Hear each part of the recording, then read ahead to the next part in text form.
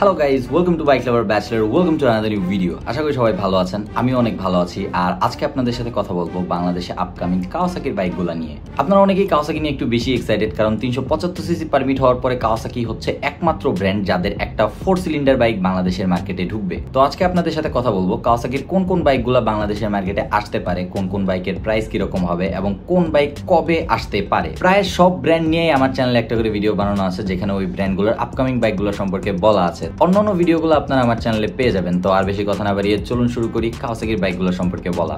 ZX251 নিয়েই সবাই সব থেকে বেশি এক্সাইটেড, ওটার কথা একটু পরে বলি। আগে এর থেকে ছোট যে বাইকগুলো আছে ওগুলোর কথা বলে নিই। সিসি লিমিট বাড়ার পরে 155 সিসির উপরে কাওয়াসাকি সব থেকে ছোট যে বাইকটা আসবে এটা হচ্ছে কাওয়াসাকি W175। কাওয়াসাকির হায়ার সিসি বাইকগুলোর মধ্যে এইটাই মেবি সব থেকে কম প্রাইজের বাইক হবে। কাওয়াসাকি W175 এ রয়েছে একটা 177 CC single cylinder air cooled engine. এটা একটা 5 স্পিড গিয়ার বক্সের ইঞ্জিন। ম্যাক্সিমাম পাওয়ার এটা থেকে প্রডিউস করে 12.8 bhp at 7.5000 rpm এবং ম্যাক্সিমাম টর্ক প্রডিউস করে 13.2 নিউটন মিটার at 6000 rpm। এই সেগমেন্টে এটা হচ্ছে কাওয়াসাকির একমাত্র কমিউটার বাইক, যেটাতে অনেকটাই রেট্রো ফিল রয়েছে। সো যারা যারা রয়্যাল এনফিল্ডের বাইকগুলো নিতে চান, রয়্যাল এনফিল্ডের থেকে কম প্রাইসেই আশা করি এই বাইকটা বাংলাদেশের মার্কেটে অ্যাভেলেবল হবে। এই বাইকটার সামনে ডিস্ক ব্রেক, তার সাথে ABS তো থাকবেই, পেছনে রয়েছে ড্রাম ব্রেক। আর বাংলাদেশের মার্কেটে এটার যদি এক্সপেক্টেড প্রাইসের কথা বলি, তাহলে 2 থেকে 2.5 লাখ টাকার মধ্যে এই বাইকটা বাংলাদেশের মার্কেটে পাওয়া যাওয়ার কথা, যদি বাংলাদেশের মার্কেটে আসে। সেকেন্ড যে বাইকটা আছে এটা হচ্ছে কাওয়াসাকি নিনজা 250। নিনজা সিরিজ হচ্ছে কাওয়াসাকির একটা স্পোর্টস টুরিং সিরিজ। মানে এই সিরিজের যে বাইকগুলো আছে এগুলো স্পোর্টস বাইক, বাট এগুলো টুরিং করার জন্য কমফোর্টেবল। আর নিনজা সিরিজের বাইকগুলো সেগমেন্ট হিসেবে এক্সেপশনাল কিছু হয় না। একটা 250 সিসি বা একটা 300 সিসি বা একটা 1000 সিসি বাইক নর্মালি যেরকম পারফর্ম করার কথা ওইরকমই পারফর্ম করে। কাওয়াসাকি নিনজা 250 তে রয়েছে 249 CC twin cylinder engine. Yes, এখান থেকে কাওয়াসাকির লাইনআপে টুইন সিলিন্ডার ইঞ্জিন শুরু হয়। এই টুইন সিলিন্ডার ইঞ্জিন থেকে ম্যাক্সিমাম পাওয়ার প্রডিউস করে 39 হর্স পাওয়ার এবং ম্যাক্সিমাম টর্ক হচ্ছে 23.5 নিউটন মিটার। ওজন হচ্ছে 167 কেজি। ইন্ডিয়ান মার্কেটে এই বাইকটা অ্যাভেলেবল না। অ্যাজ এক্সপেক্টেড ইন্ডিয়ান মার্কেটে যদি এই বাইকটা লঞ্চ হতো, তাহলে এই বাইকটার প্রাইস ইন্ডিয়ান মার্কেটে হয়তো 2,80,000 রুপি। বাংলাদেশে আসলে এই অ্যামাউন্ট ঘুরে ফিরে 6 থেকে 8 লাখ টাকা আরামসে হতে পারে। নিনজা 250 যে ডিজাইন, এটা অনেকটাই ইন্সপায়ার্ড হচ্ছে নিনজা 400 থেকে। এটা যেহেতু বললাম একটা স্পোর্টস টুরিং বাইক, এজন্য এটার সিটিং পজিশন একটু আপরাইট, অনেকটা আপনারা বলতে পারেন সিভিআর টাইপ সিটিং পজিশন।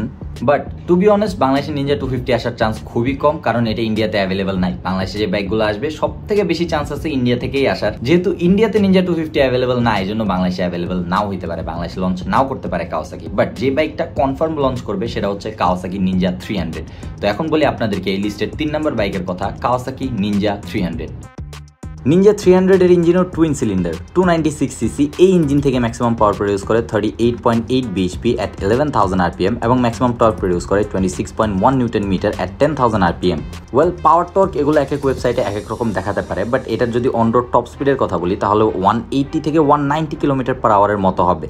এটা সামনে টেলিস্কোপিক সাসপেনশন, পেছনে মনোশক, সামনে পেছনে ডিস্ক ব্রেক তো আছেই, এর পাশাপাশি ডুয়াল চ্যানেল ABS থাকবে।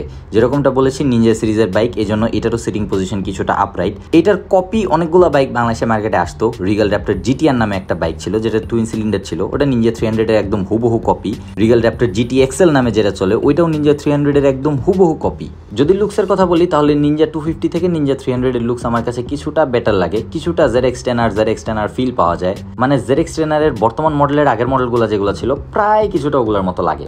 বাংলাদেশে যদি এই বাইকটা ইন্ডিয়া থেকে CKD তে আসে, তাহলে এই বাইকটার প্রাইস 6 থেকে 8 লাখ টাকার ভিতরেই হবে। আর যদি CKD না আসে, CBU আসে, যেটা এখন আসার পসিবিলিটিস খুবই কম, তাহলে 8 থেকে 10 লাখ টাকা আরামসে হতে পারে এটার প্রাইস। হোপফুলি এই বাইকটা বাংলাদেশের মার্কেটে CKD আসবে, কারণ CKD আসলেই অনেকজনের জন্য অ্যাফোর্ডেবল হবে এই বাইকটা। এরপরে এই লিস্টের 4 নম্বর বাইক হচ্ছে কাওয়াসাকি KLX 300। KLX সিরিজের 150 সিসি KLX 150 BF এখনো বাংলাদেশের মার্কেটে অ্যাভেলেবল রয়েছে। বাংলাদেশের লোকজন অফরোড বাইক অনেক পছন্দ করে, বাট কিনতে গেলে খুব কম লোকজনই কিনে, এই জন্য খুব কম লোকজনই এই বাইকটা কিনেছে। এটাও ইন্ডিয়াতে অ্যাভেলেবল না। সো বাংলাদেশে এটা ডাইরেক্টলি জাপান থেকে অথবা ইন্দোনেশিয়ান মার্কেট থেকে অথবা থাইল্যান্ডের মার্কেট থেকে আসবে। কাওয়াসাকি যেহেতু তাদের অফরোডিং বাইকগুলো নিয়ে মোটামুটি ভালোই মার্কেটিং করতেছে বাংলাদেশে, তো সেই হিসেবে এই বাইকটা আসার চান্স খুবই বেশি। এই বাইকের ইঞ্জিনের কথা যদি বলি তাহলে এটাতে একটা 292 CC DOHC liquid cooled engine রয়েছে। এই বাইকটার ম্যাক্সিমাম পাওয়ার হচ্ছে 28 bhp এর মতো এবং ম্যাক্সিমাম টর্ক হচ্ছে 26 নিউটন মিটার। এটাতে দুইটা আলাদা ভ্যারিয়েন্ট থাকে, অন রোড এবং ডার্টের। মানে রোড লিগাল এবং রোড ইললিগাল শুধুমাত্র ডার্ট রেসে ইউজ করার জন্য দুইটা আলাদা আলাদা ভ্যারিয়েন্ট পাওয়া যায়। বাংলাদেশের সম্ভবত অন রোড ভ্যারিয়েন্টটাই আসবে শুধুমাত্র, কারণ বাংলাদেশে অফরোড রেসিং ফেমাস হলেও এতটা ফেমাস এখনো হয় নাই যে শুধুমাত্র অফরোড রেসের জন্য কেউ 8-9 লাখ টাকা খরচ করে একটা বাইক কিনে রাখবে। ইন্ডিয়াতে যেহেতু এই বাইকটা নাই, এজন্য বাংলাদেশ বাংলাদেশে যদি এটা আসে তাহলে এটা থাইল্যান্ড থেকে অথবা ইন্দোনেশিয়া থেকে অথবা জাপান থেকে এইসব কান্ট্রি থেকে আসবে। দুঃখিত, এটার প্রাইসের ব্যাপারে কোনো আইডিয়া দিতে পারতেছি না। বাংলাদেশে এটার প্রাইস যে কোনো রকম হইতে পারে, একটু কমও হইতে পারে, কম হইলেও এটার প্রাইস 5-6 লাখ টাকার আশেপাশে হবে, আর যদি বেশি হয় তাহলে 8-10 লাখ টাকার ওপরে। অফরোড বাইকগুলোর প্রাইস নর্মালি একটু বেশি হয়, স্পেশালি এইরকম অফরোড বাইকগুলার। নাও এই লিস্টের 5 number bike Kawasaki Ninja ZX25R। ZX series হচ্ছে কাওয়াসাকির সুপার স্পোর্ট সিরিজ, আর এই ZX সিরিজের সবথেকে ছোট বাইক হচ্ছে কাওয়াসাকি নিনজা ZX25R। 250 সিসির মধ্যে আপাতত এটাই হচ্ছে একমাত্র বাইক যেটাতে 4টা সিলিন্ডার আছে, এন্ড এটা 250 সিসি সেগমেন্টের one of the most powerful bike. ZX25R হচ্ছে 250 সিসি সেগমেন্টের একমাত্র 4 সিলিন্ডার বাইক। এই 249.8 সিসি 4 সিলিন্ডার ইঞ্জিন থেকে ম্যাক্সিমাম পাওয়ার প্রডিউস করে 51 হর্স পাওয়ার এট 15.5,000 RPM এবং ম্যাক্সিমাম টর্ক হচ্ছে 22.9 নিউটন মিটার এট 14.5,000 RPM। 4 সিলিন্ডার এই জন্য বোর্ড স্ট্রোক অনেক কম, এই জন্য অনেক বেশি আরপিএম এ যেতে পারে, এই জন্য অনেক বেশি পাওয়ার প্রডিউস করে। এটার ম্যাক্সিমাম আরপিএম লিমিটার 18,000 পর্যন্ত যাইতে পারে। বাট 4 সিলিন্ডার হওয়ার কারণে স্ট্রোক সাইজ অনেক ছোট হয়, এই জন্য ম্যাক্সিমাম টর্ক 250 সিসি বাইক হিসেবে কিছুটা কম, 22.9 নিউটন মিটার।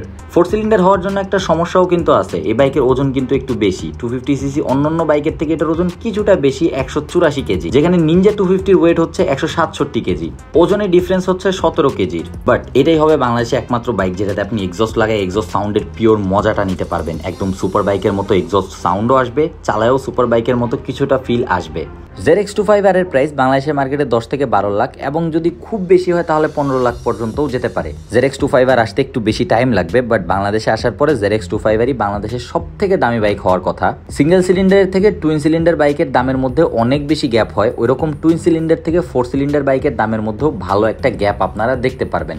যেমনটা বলেছিলাম যে ZX সিরিজ হচ্ছে কাওয়াসাকির সব থেকে হাই পারফরমেন্স বাইকগুলোর সিরিজ, এই জন্য এই বাইকগুলোতে আলাদা কিছু থাকে যেগুলো অন্যান্য বাইকে থাকে না। যেমন ধরেন র্যাম এয়ার ইনটেক, যেটা আমি আমার 13 জিবি অনে করছিলাম, এটা ZX25R এ আছে। ZX সিরিজের প্রত্যেকটা বাইক আছে, বাট নিনজা সিরিজের বাইকে কিন্তু এই জিনিসটা নাই। এখন আপনাদেরকে আফসোস ধরানোর জন্য বাংলাদেশে আসবেন এরকম দুইটা বাইকের কথা বলি যেগুলো সিসি লিমিটের একদম কানের কাছ দিয়ে বের হয়ে গেছে। প্রথম বাইকটা হচ্ছে কাওয়াসাকি নিনজা 400, এইটাও টুইন সিলিন্ডার একটা বাইক। সেকেন্ড যে বাইকটার কথা বলবো এটা হচ্ছে কাওয়াসাকি নিনজা ZX4R। ZX25R এর থেকে ZX4R অনেকটাই পাওয়ারফুল। ZX25R এর তো ভালো ভালো কম্পিটিটর থাকবে, ইয়ামাহা থেকে R3 থাকবে, হোন্ডা থেকে CBR 250RR থাকবে, বাট বাংলাদেশে যদি ZX4R আসতো তাহলে এটার কোনো কম্পিটিটরই থাকতো না। এই বাইকটার টপ স্পিড হচ্ছে অ্যারাউন্ড 240 km/h, তো বুঝতেই পারতেছেন যে টপ এন্ডে এই বাইকটার ধারের কাছে অন্য কোনো বাইক থাকতো না। বাট সিসি লিমিটেশন এখন 375 সিসি পর্যন্ত, সো এখন কিছু করার নাই, এখন আপাতত যেগুলো আসতেছে এগুলাই আসবে। আশা করি ভিডিওটা আপনাদের ভালো লেগেছে। ভিডিওটা এখানেই এন্ড করি। That's it for today. Thanks for watching. See you in the next one. Till then stay subscribed, wear helmet rides up and keep watching bike lover bachelor. Thank you.